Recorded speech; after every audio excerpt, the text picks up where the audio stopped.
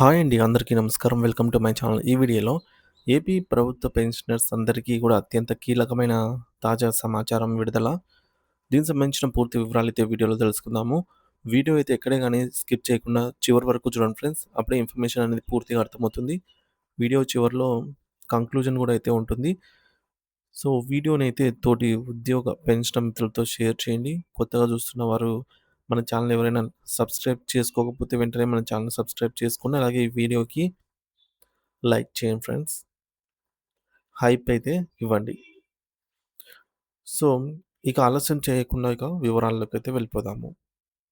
Friends ఇక విషయానికొచ్చినట్లయితే గత కొన్ని రోజులుగా సాధారణంగా వచ్చే ఫోన్ కాల్స్‌లలో ఎక్కువగా ఫ్యామిలీ పెన్షన్ మంజూరు విషయంలో ఎదురవుతున్న రకరకాల సాంకేతిక మరియు పరిపాలన పరమైనటువంటి ఇబ్బందుల గురించే ఉంటున్నాయి. సో, ముఖ్యంగా మొన్న మన దృష్టికొచ్చినటువంటి 2 కొత్త కేసులను పరిశీలించిన తర్వాత అసలు ఈ ఫ్యామిలీ పెన్షన్ ప్రక్రియలో సామాన్య ఉద్యోగులు మరియు వారి కుటుంబ సభ్యులు ఎక్కడ పొరపాట్లు చేస్తున్నారు? ఆ పొరపాట్ల వల్ల వారు ఎంతటి మానసిక వేదనను అనుభవిస్తూ ఉన్నారు? అనే విషయాలను తెలియజేయాలని ఈ వీడియో అయితే చేయడం జరిగిందనమాట.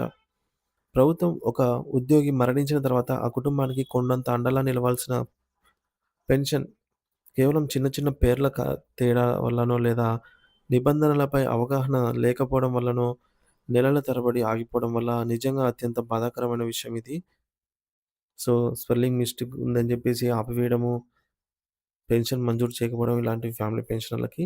సాధారణంగా ఫ్యామిలీ పెన్షనర్ల విషయంలో ఎదురవుతున్న మొదటి మరియు అతి పెద్ద ఇబ్బంది పేరు అసమానత. అంటే నేమ్ మిస్ మ్యాచ్ అవ్వడము. ఉదాహరణకు ఆహ్, ఉద్యోగి పేరు సర్వీస్ బుక్‌లో నాగేశ్వరరావు అని ఉంటే, కానీ దురదృష్టవశాత్తు ఆయన మరణించిన తర్వాత కుటుంబ సభ్యులు తీసుకున్న డెత్ సర్టిఫికేట్‌లో అయితే పేరు నాగేశ్వర్ అను అనో లేదంటే నాగయ్య అనో ఉంటోంది. సో, బహుశా ఇంట్లో పిలుచుకునే పేరుతోనో లేదా మున్సిపాలిటీ రికార్డులో ఉన్న తప్పుల పేరుతో అంటే కొద్దిగా పేరైతే స్పెల్లింగ్ మిస్టేక్‌తో ఆ సర్టిఫికేట్ అయితే తీసుకోవడం జరిగిందనమాట వారు డెత్ సర్టిఫికేట్‌ని.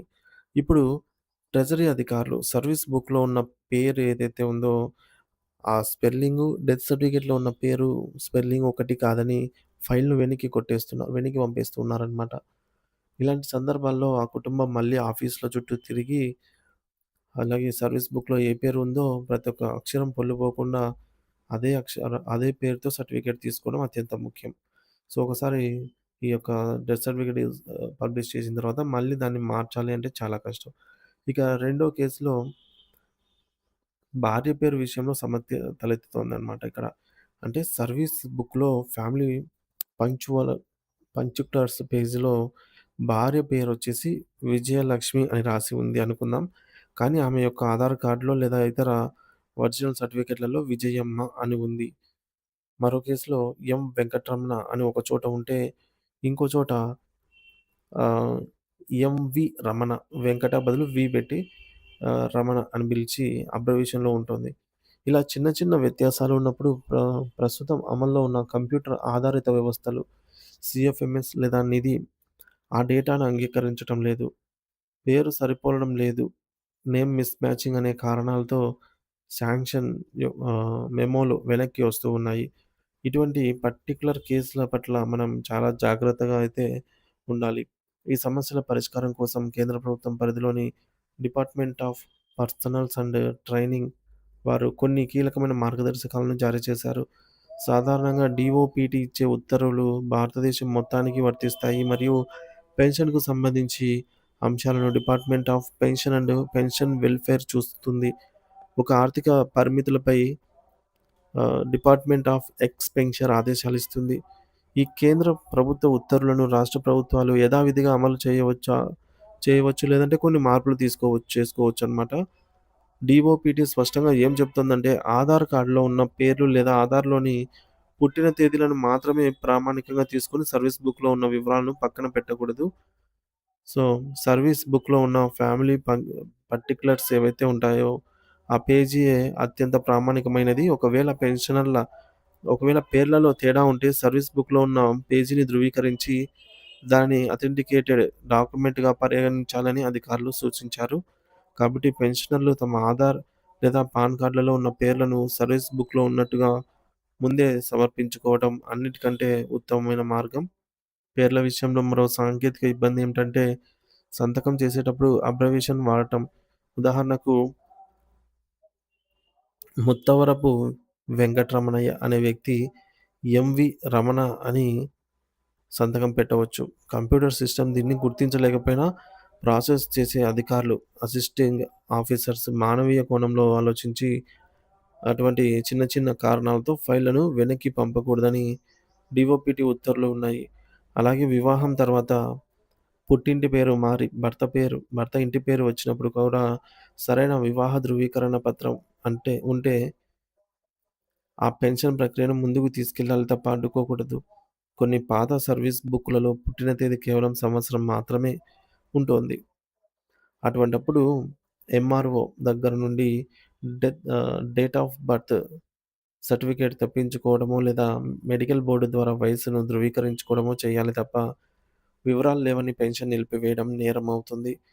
ఇక ఇప్పుడు మన సమాజంలో అత్యంత ఆందోళన కలిగిస్తున్న మరియు దాదాపుగా 75 కేసులు దేని గురించి ఉంటున్నాయంటే, అది విడాకులు తీసుకున్న కుమార్తెల డివోర్స్‌డ్ డాటర్స్ విషయంలో పెన్షన్ సమస్య.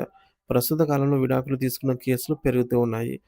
రూల్స్ తెలియకనో లేదా సామాజిక కారణాల వల్లనో సమాజానికి చాలామంది ఉద్యోగులు తమ సర్వీస్ బుక్‌లో విడాకులు తీసుకున్న లేదా విడాకుల ప్రక్రియ ఉన్న కుమార్తె పేరును చేర్చడం లేదు.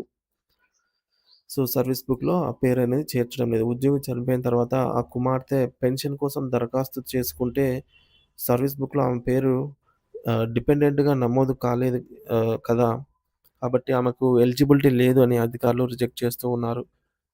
ఇటువంటి విషయంలో ఇక్కడ మనం ఒక ముఖ్యమైన విషయాన్ని గమనించాలి. విడాకుల కేసు కోర్టులో ఫైల్ చేసిన వెంటనే ఆ సమాచారాన్ని ఆఫీస్‌కిచ్చి సర్వీస్ బుక్‌లో ఖచ్చితంగా ఎంట్రీ చేయించుకోవాలి. డిపెండెంటెడ్‌గా సర్వీస్ బుక్‌లో ఎంటర్ చేపించుకోవాలనమాట. విడాకులు మంజూరు అయ్యే వరకు ఆగాల్సిన అవసరం లేదు. కుమార్తెలకండి, ఎవరైతే పెన్షనర్ ఉంటారో వారి కుమార్తెలకు. కేవలం అప్లికేషన్ ఫైల్ చేసిన కాగితాలు ఉన్నా సరే, ఆమెను డిపెండెంట్‌గా పరిగణించవచ్చని డీఓపీటీ ఆదేశాలైతే ఉన్నాయి స్పష్టంగా. ఇక ఉమ్మడి ఆంధ్రప్రదేశ్ ఉన్నప్పుడు ఇప్పుడు ఇచ్చినటువంటి జియో నంబర్ 315 ప్రకారంగా సర్వీస్ బుక్‌లో ఎంట్రీ లేకపోతే విడాకులు తీసుకున్న కుమార్తెకు ఫ్యామిలీ పెన్షన్ రాదు. కాబట్టి తల్లిదండ్రులు బ్రతికున్నప్పుడే ఈ ఎంట్రీలు చేయించడం చాలా అవసరం. మరో కీలకమైన మరియు వివాదాస్పదమైన అంశం ఏంటంటే రెండో వివాహం, సెకండ్ మ్యారేజ్. పెన్షనర్ భార్య చనిపోయిన తర్వాత లేదా రిటైర్ అయిన తర్వాత రెండో పెళ్లి చేసుకుంటే, ఆ రెండో భార్యకు ఫ్యామిలీ పెన్షన్ హక్కు ఉంటుందా? అంటే ఖచ్చితంగా ఉంటుంది. కానీ దానికి ఒక లీగల్ ప్రాసెస్ అయితే చేయాల్సి ఉంది. రిటైర్మెంట్ తర్వాత చేసుకున్న వివాహాన్ని తప్పనిసరిగా రిజిస్టర్ చేయించి, ఆ సమాచారాన్ని సంబంధిత శాఖకు ఇచ్చి, సర్వీస్ బుక్‌లో డిపెండెంట్‌గా నమోదు చేసుకోవాలి. వైఫ్‌గా నమోదు చేయించుకోవాలి. సెకండ్ వైఫ్‌గా. ఒకవేళ మొదటి భార్య, పిల్లలు పెన్షన్‌కు అర్హులుగా ఉంటే, పెన్షనర్ మరణాంతరం వారికి ఒక 50%, రెండో భార్యకు ఒక 50% పెన్షన్ అయితే పంచబడుతుంది. అయితే తెలంగాణ లాంటి ప్రభుత్వం 2025లో 2025 ఏప్రిల్‌లో రెండో వివాహం చేసుకున్న వారి పెన్షన్ కేసులను ప్రాసెస్ చేయవద్దని ఒక వివాదాస్పద ఉత్తర్వు ఇచ్చింది. నిజానికి ఇది కేంద్ర డీఓపీటీ నిబంధనలకు విరుద్ధమే. ఏపీలో అలాంటివేం లేవు. రాష్ట్ర ప్రభుత్వాలు అదనపు వెసులుబాటు కల్పించవచ్చు. కానీ, కేంద్రం కల్పించిన ప్రాథమిక హక్కును కాలరాయలేవు. ఇటువంటి కేసులు కోర్టుకు వెళ్తే పెన్షనర్లకు అనుకూలంగానే తీర్పులొస్తాయన్నమాట. అక్కడేమి ఇబ్బందేముండదు. కానీ, కోర్టుకు వెళ్లి అవన్నీ చేసుకోవాల్సి ఉంటుంది. కానీ, ఆ ప్రక్రియకు మళ్ళీ ఏళ్ల తరబడి సమయం అయితే పడుతుంది. కోర్టు చుట్టూ తిరగాల్సిన అవసరం ఉంటుంది కాబట్టి. చివరగా సంతకం విషయంలో కూడా జాగ్రత్త వహించాలి. ఒక ఉద్యోగి సర్వీస్‌లో ఉన్నప్పుడు పెట్టిన సంతకానికి, వృద్ధాప్యంలో పెన్షన్ కోసం అప్లై చేసేటప్పుడు పెట్టిన సంతకానికి తేడా వస్తే అధికారులు అభ్యంతరం చెప్తున్నారు. మనిషి వయసు పెరిగే కొద్దీ వణుకు వల్ల లేదా అనారోగ్యం వల్లనో సంతకం మారడం సహజమే. అటువంటప్పుడు కూడా సర్వీస్ బుక్‌లో ఉన్న ఫోటో మరియు ఇతర గుర్తింపు చిహ్నాలను ప్రాతిపదికగా తీసుకోవాలి. సంతకం ఎగ్జాక్ట్‌గా ఉండకపోయినా సరే. మొత్తం మీద ఫ్యామిలీ పెన్షన్ విషయంలో ఎటువంటి ఇబ్బందులు కలగకూడదు అనంటే, ఉద్యోగి సర్వీస్‌లో ఉన్నప్పుడే తన భార్య, పిల్లల పేర్లు, పుట్టిన తేదీలు సర్వీస్ బుక్‌లో ఉన్నాయో లేదో ఒకటికి 2 సార్లు సరిచూసుకోవాలి. ఏదైనా తేడా ఉంటే వెంటనే సర్టిఫైడ్ కాపీల ఆధారంగా మార్పులు చేయించుకోవాలి. ఈ జాగ్రత్తలు తీసుకుంటేనే మనం లేని సమయంలో మన కుటుంబానికి ఆర్థిక భద్రత అనేది లభిస్తుంది. ఫ్రెండ్స్ ఈ యొక్క వీడియోని తోటి ఉద్యోగులకు మరియు పెన్షన్ మిత్రులకు చేరవేయండి ఫ్రెండ్స్. దీని ద్వారా వారి కుటుంబాల్లో కష్ట సమయాల్లో కన్నీరు రాకుండా చూడవచ్చు. సో, మనం ఇప్పటివరకు చెప్పుకున్న దాన్ని ఒక క్లుప్తంగా మనము వివరించుకున్నట్లయితే ఏం లేదు ఫ్రెండ్స్. ఇప్పుడు పేర్లలో తేడా మిస్ మ్యాచ్ ఉన్నా సరే మనకు సర్వీస్ బుక్‌లో ఒక పేరు, అలాగే సర్టిఫికేట్, డెత్ సర్టిఫికేట్ కావచ్చు, ఆధార్‌లో కావచ్చు, ఏదైనా సర్టిఫికేట్‌లో ఒక పేరు అంటే స్పెల్లింగ్ మిస్టేక్ ఉంటే దాన్ని రిజెక్ట్ చేయకూడదనమాట. సో, దాన్ని రిజెక్ట్ చేస్తూ ఉన్నారు ప్రస్తుతం. ఎందుకంటే సిస్టమ్ తీసుకోవడం లేదని ఆహ్, అంగీకరించడం లేదనమాట. అటువంటి ఫైల్‌లను వెనక్కి పంపుతున్నారు. కానీ ఇక్కడ సర్వీస్ బుక్కే ప్రామాణికత. అంటే సర్వీస్ బుక్కే మెయిన్‌గా తీసుకోవాలి. సర్వీస్ బుక్‌లోని ఫ్యామిలీ పార్టిక్యులర్స్‌లలో ఫ్యామిలీ పర్టిక్యులర్స్ అని ఒక పేజ్ ఉంటుంది. ఆ పేజ్‌లో ప్రామాణికంగా దాన్నైతే పరిగణించాలి. సో, అని జెప్పేసి గూడా ఉందనమాట. ఆధార్‌లో ఉండే పేరు, డేట్ ఆఫ్ బర్త్‌ను పరిగణలోకి తీసుకోకూడదు. సో, అది కేవలం ఆధార్ అనేది మనకు ఐడెంటిటీని తెలియజేస్తుంది గానీ, అది పర్టిక్యులర్‌గా నేమ్‌లోని స్పెల్లింగ్‌కి వీటన్నిటికి ఒక ప్రామాణికంగా అయితే అది ఉండదు. ఇక సంతకాలు పెట్టేటప్పుడు ముందు మనకు ఒక సంతకం చేస్తూ ఉండింటాము. తర్వాత కొద్దిగా మార్పయితే ఉంటుంది వయసు పెరిగే కొద్దీ. అలాంటి సమయంలో కూడా ఫ్యామిలీ పెన్షన్ మంజూరు విషయంలో ఇబ్బందులు పెట్టకూడదు. అలాగే ఇవన్నీ నిబంధనలున్నాయన్నమాట. కేంద్ర ప్రభుత్వమే వీటన్నిటిని జారీ చేసింది. రాష్ట్ర ప్రభుత్వాలు కూడా వీటిని ఫాలో అవుతున్నాయి. ఇక మరొక అంశం ఏంటంటే విడాకులు తీసుకున్న కుమార్తెలు. ఎవరైతే డివోర్స్ తీసుకున్న కుమార్తెలు ఉంటారో వాళ్ళ పేరును ఖచ్చితంగా ఎంట్రీ చేపించుకోవాలి. సర్వీస్ ఆహ్, ఉద్యోగంలో ఉన్నప్పుడైతే ఎస్ఆర్‌లో నమోదు చేయించుకోవాలి. పెన్షనర్‌గా ఉంటే పీపీఓలో నమోదు చేయించుకోవాలనమాట. డిపెండెంట్‌గా చూపిస్తేనే తర్వాత వాళ్ళకు ఫ్యామిలీ పెన్షన్ అనేది మంజూరవుతుంది. చాలామంది ఈ విధంగా చూపకపోవడం వల్ల వారికి ఫ్యామిలీ పెన్షన్స్ అయితే రిజెక్ట్ అవుతున్నాయన్నమాట. డిపెండెంట్‌గా లేదు కదా! అని. మనం రీసెంట్‌గా 'రామయ్య' కేసులో గూడా ఇదే జరిగింది.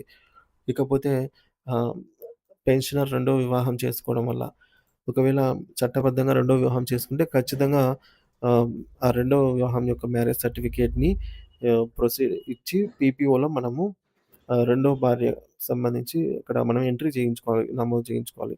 ఒకవేళ మొదటి భార్య పిల్లలు బ్రతికి ఉన్నట్లయితే వారికి 50% వీరికి 50% వస్తుందనమాట. ఒకవేళ ఈ యొక్క సర్వీస్ పెన్షనర్ ఎక్స్‌పైరీ అయిపోతే.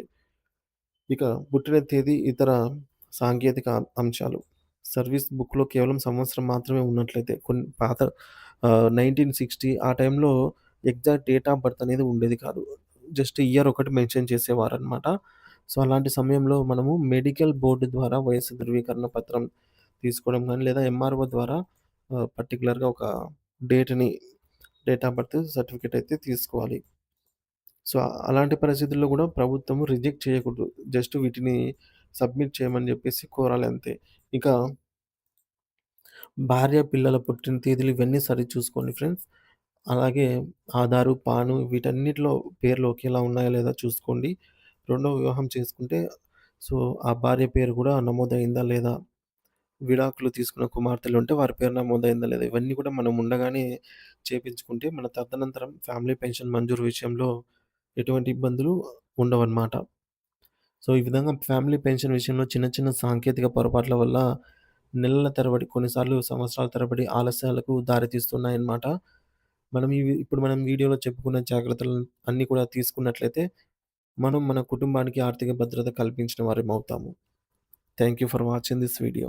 ఈ వీడియోని వాట్సాప్ గ్రూప్‌లో అట్లా షేర్ చేయండి ఫ్రెండ్స్. మీకు తెలిసిన వారికైతే ఖచ్చితంగా ఈ వీడియోని చేరవేయండి వారి వరకు. అలాగే దీనిపై మీ అభిప్రాయాన్ని కామెంట్ ద్వారా తెలియజేయండి.